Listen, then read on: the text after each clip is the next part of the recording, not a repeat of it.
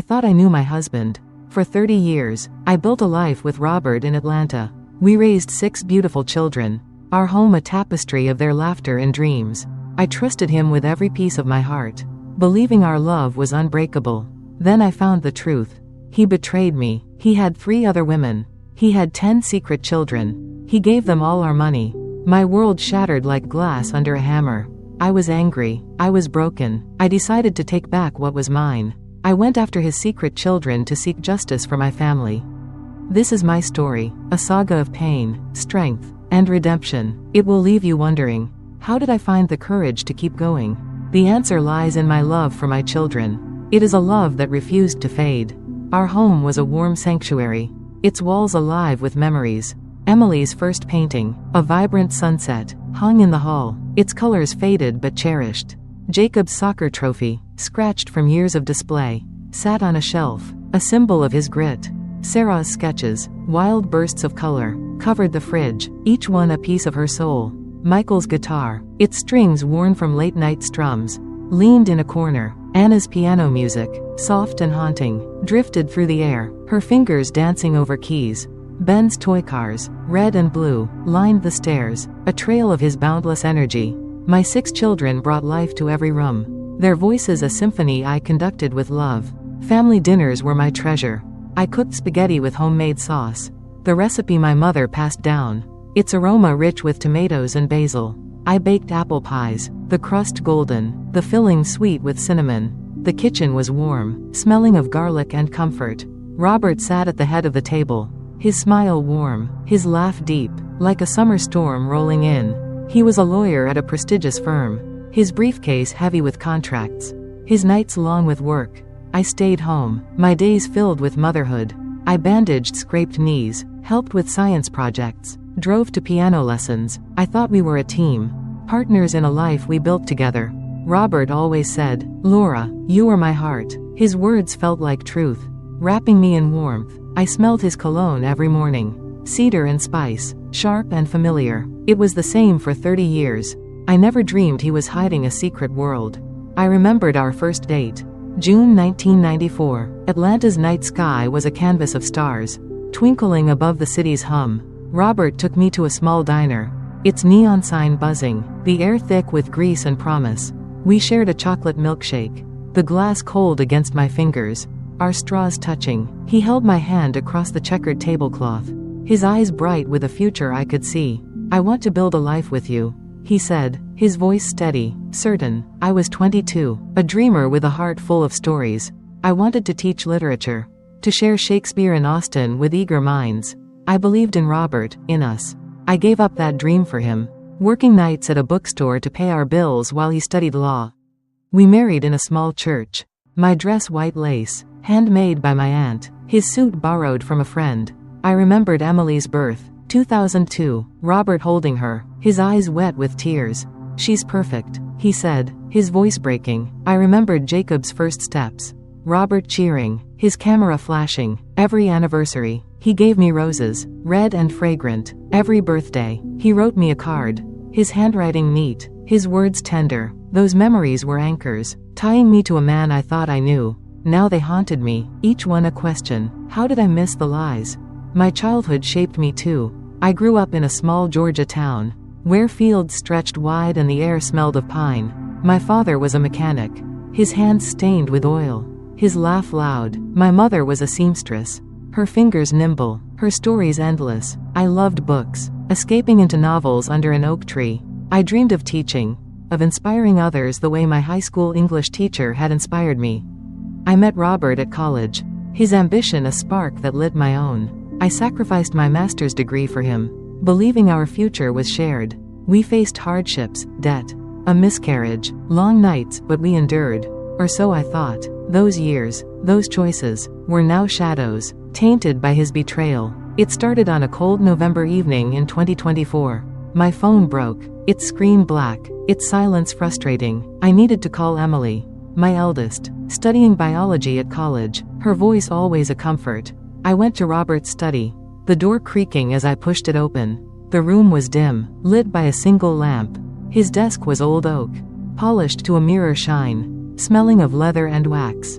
The wood was smooth under my fingers, cool and solid. I opened a drawer, expecting pens or notepads. Papers rustled, receipts, notes, a business card. Then I found his old phone. A heavy black model, its edges worn. My hands were steady, but my heart was not. I turned it on, the screen glowing, casting shadows on the wall.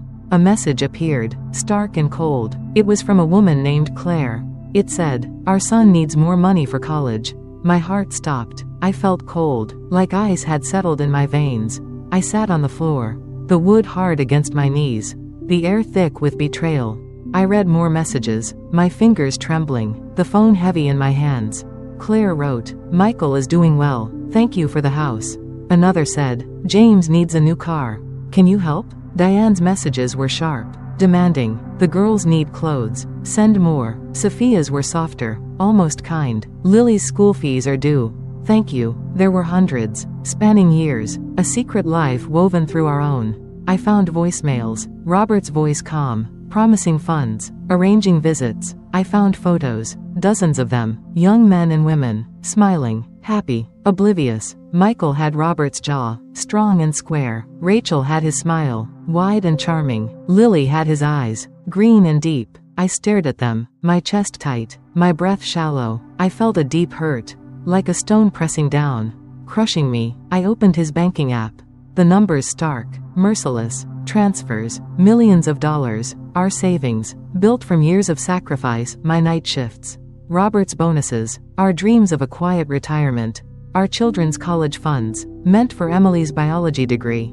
Jacob's medical school, Sarah's art school, our home's mortgage, paid with care. He sent it all to them. I sat in the dark for hours. The house silent, the clock ticking like a heartbeat. My mind raced, a storm of questions. 30 years of lies. I gave him my youth, my dreams, my trust. I gave him 6 children, each one a piece of my soul. He built a secret life, a shadow world I never saw. I remembered our wedding, the church filled with roses, their scent sweet. Robert promised to love me forever, his hand steady in mine.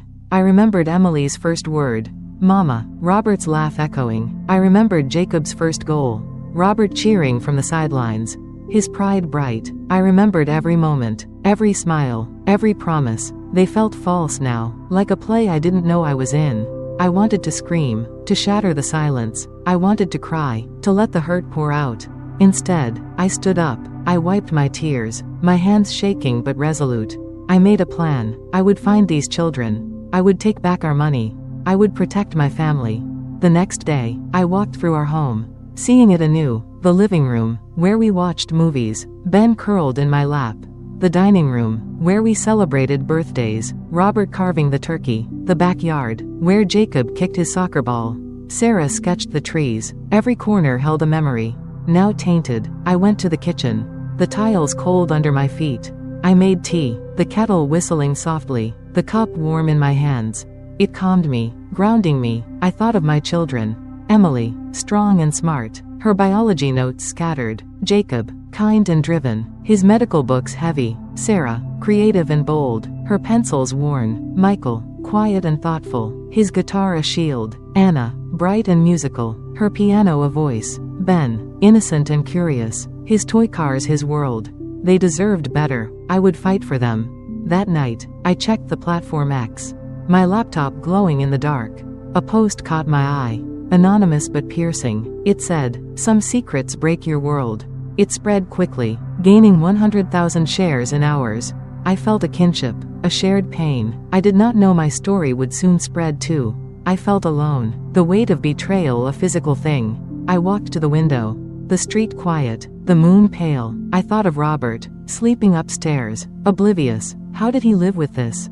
How did he look at me, at our children, and lie? I hired a private investigator, Thomas Reed. He was tall, his face lined with years of secrets uncovered.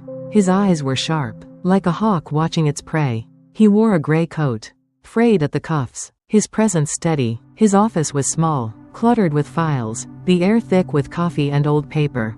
"I need answers," I said, my voice firm, though my heart trembled. He nodded, his pen poised. "I will find them," he said, his voice calm, a promise. In a week, he gave me a thick folder, its pages crisp, heavy with truth. It listed Claire in Miami with 3 sons, Michael, James, and Ethan, Diane in Chicago with 4 daughters, Rachel, Olivia, Hannah, and Grace, Sophia in Seattle with 2 sons, Daniel and Nathan, and a daughter, Lily. They were adults, their lives built on my family's money. Thomas showed me pictures, each one a blow. Michael was a lawyer, his suit sharp, his office gleaming with glass. Rachel owned a clothing store, her hair long and dark, her smile confident. Lily was a teacher, her classroom bright, her smile soft. They looked like Robert, their faces mirrors of his jaw, his eyes, his charm. It hurt to see them, like a knife twisting in my chest. I studied their lives, the folder open on my kitchen table. Michael had a mansion, its gates tall and iron, a pool glinting in the sun. Rachel had a fancy car, red and sleek, parked outside her store. Lily had a cozy apartment, books lining the walls, a cat curled on her couch. I felt angry, a fire in my veins.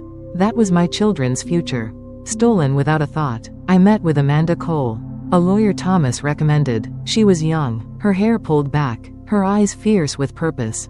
"We can fight this," she said, her voice strong. "It will be hard, but I believe in you." I nodded, my resolve hardening. "I am ready," I said. Amanda shared her own story, a marriage broken by lies, a fight to rebuild. She understood me, her passion a mirror of my own. I told my children, gathering them in the living room, the air heavy with truth. Emily came home from college, her backpack heavy, her eyes worried. I explained, my voice steady, though my hands shook. Her face paled, her hands clenched. "He did this to us," she said, her voice shaking, her eyes fire. Jacob, 20, was angry, his hands fists, his dream of medical school now a question. "How could Dad do this?" he asked, his voice raw. Sarah, 18, cried, her sketches scattered, her trust shattered. "I believed in him," she said, her tears falling. Michael, 16, was quiet, his eyes down, his guitar untouched. "We will help you, Mom," he said, his voice low, resolute. Anna, 14, hugged me, her arms tight, her face buried in my shoulder. "I love you," she said, her voice muffled. Ben, 10, was confused, his small face worried, his toy car clutched tight. "Is Dad bad?" he asked, his eyes wide. I held him close, his warmth grounding me. "We will be okay," I said, my voice steady for him. Their pain was a weight on my heart, a fuel for my fight. I promised them justice, a future reclaimed. I started in Miami, driving for 2 days, the road a ribbon of asphalt under gray skies. I listened to music, soft piano notes calming my nerves, the radio a companion. The journey was long, my thoughts a tangle of anger and hope. I stopped at diners, the coffee bitter, the waitresses kind. One, a woman with tired eyes, saw my face and said, "You look like you're carrying the world." I smiled, though it hurt. "I am," I said. She gave me an extra slice of pie, her kindness a small light. Miami greeted me with warmth, the air thick with salt from the ocean, the streets alive with color. Claire's oldest son, Michael, worked in a tall office building in downtown, its glass catching the sun. I wore a black coat, its fabric heavy, my hands trembling with purpose. I walked into his office, the glass doors sliding open with a hiss. It was bright, the walls gleaming, the air cool and sterile. Michael looked up from his desk, papers neatly stacked, a pen in his hand. He was tall, his suit tailored, his eyes Robert's, green and sharp, a mirror of the man I loved. "Who are you?" he asked, his voice calm, though his fingers tightened on the pen. "I am Laura," I said, my voice firm, though my heart raced like a storm. "Robert's wife. You have my family's money." His face changed, a flicker of guilt, then defiance. He knew the truth, his eyes betraying him. He leaned back, his chair creaking, the sound sharp in the quiet. "What do you want?" he asked, his voice cold now, a lawyer's tone. I showed him bank records, printed by Thomas, the numbers stark, undeniable. "You have a house," I said, my voice steady, though inside I trembled. "A car, a life built on my savings. Give it back." Michael's eyes were sharp, like a predator sizing me up. "You have no proof," he said, his lips a thin line, his hands still. I smiled, though it felt cold, a mask of resolve. "I have everything," I said, my voice cutting. I left a letter, its paper crisp, listing the money he owed, $1.2 million. Every cent traced. I walked out, the elevator humming, my heart pounding like thunder, the city's pulse matching my own. That night, I checked the platform X from my hotel room. The air stale, smelling of bleach and old carpet. A post mentioned me, anonymous but piercing. It said, "A mother fights for her family." It had my name, Laura Thompson, and a blurry photo of me leaving Michael's office. It gained 2 million views in hours. The comments a flood. People called me brave, their words a bomb. Others said I was wrong, their judgments sharp. "She's tearing families apart." One wrote, "She's a hero." Another countered, "Emily helped from Atlanta," posting online, her words fierce. "My mom is fighting for us," she wrote, attaching a photo of our family. Ben's smile bright. The betrayed mom trend started, reaching 5 million mentions by morning. A wildfire of support and debate. Reporters called, their voicemails piling up, their questions urgent. I did not answer. I had work to do. My neighbor, Clara, texted, her words a lifeline. She was 60, her hair gray, her heart kind. "Laura, you are strong," she wrote, sending a photo of her coffee and cookies, waiting for me at home. She mentioned a support group for betrayed spouses, a network of women who knew my pain. "You are not alone," she said. I promised to visit, her kindness a beacon. I met Zoe, a hacker Thomas found, in a Miami cafe, the air thick with espresso. The tables crowded. She was young, barely 20, her hair dyed blue, her laptop covered in stickers, stars, cats, code symbols. Her eyes were quick, her fingers restless. "I can trace Robert's accounts," she said, her voice fast, her screen glowing with code. "But it is risky. Someone is watching." I nodded, my stomach tight, the weight of her words heavy. "Do it," I said, my voice firm. She worked fast, her fingers a blur, lines of code scrolling. She found hidden accounts, offshore banks with millions, the numbers dizzying. I was shocked, the scale of Robert's deceit overwhelming.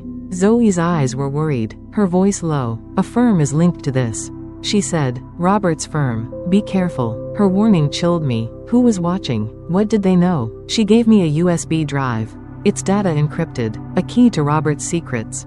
"Guard this," she said. I clutched it, my resolve hardening. In Chicago, I met Diane's daughters, my journey north a blur of highways and snow. The city was cold, the lakefront icy, the wind sharp against my face. Their store was bright, a boutique in a bustling market, its windows lined with dresses, necklaces, scarves. The air smelled of lavender, soft and sweet, a contrast to the chill outside. Customers chatted, their voices a hum, their bags rustling. Rachel, the oldest, smiled at first, her hair long and dark, her smile like Robert's, wide and charming. It cut me, a sharp pain in my chest.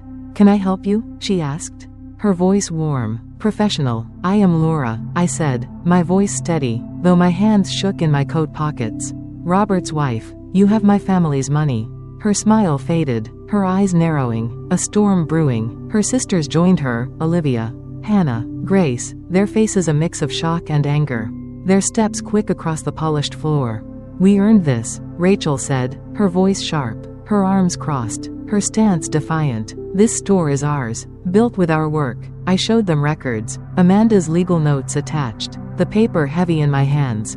Robert sent them millions, our college funds, our home payments, our dreams. "It belongs to my children," I said, my voice firm, my eyes locked on Rachel's. She scoffed, her lips curling. "You are lying," she said, her eyes cold, unyielding. Olivia stepped forward, her face softer, her voice quiet. "We did not know," she said, her hands twisting, her doubt a crack in their armor. Hannah and Grace were silent, their eyes on the floor, their shoulders tense. I felt their uncertainty, a chance to sway them.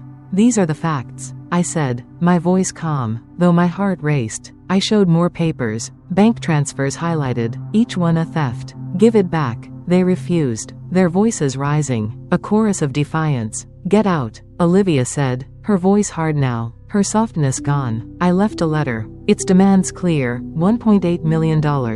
Every cent accounted for. As I walked away, Rachel shouted, "You will regret this." Her words echoed in the snowy street. Cars splashing slush, the cold biting my skin. I walked faster, my coat tight, my resolve afire. Back in my hotel, the air cold, the radiator humming. I called Thomas, They are fighting back, I said, my voice low, the city's lights glinting outside. He was calm, his voice steady. We expected this, he said. I found more. Robert's firm is involved. There is a partner, Victor Lang. He knows. My heart sank. The name heavy. Who was Victor? What did he want? Thomas promised to dig deeper. His words a lifeline. I checked X, the betrayed mom trend now at 10 million mentions. A global wave. A new post worried me. Anonymous and cryptic. It said, she does not know the full truth.